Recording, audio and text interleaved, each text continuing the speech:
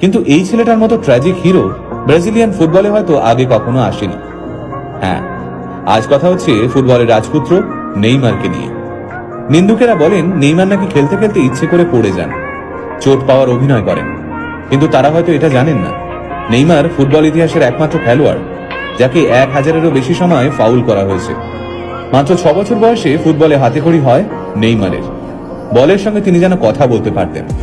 গোল তো অনেকেই দিতে পারে, কিন্তু ফুটবল খেলাটা যে একটা শিল্প, সেটা হয়তো ছোট্ট নেইমারকে দেখলে বোঝা যেত। মাত্র 17 বছর বয়সে ব্রাজিলের 1 নম্বর ক্লাব স্যান্টোসে অভিষেক হয় নেইমারের। আর 18 বছর বয়সে ব্রাজিলের জাতীয় দলেও চান্স পান তিনি।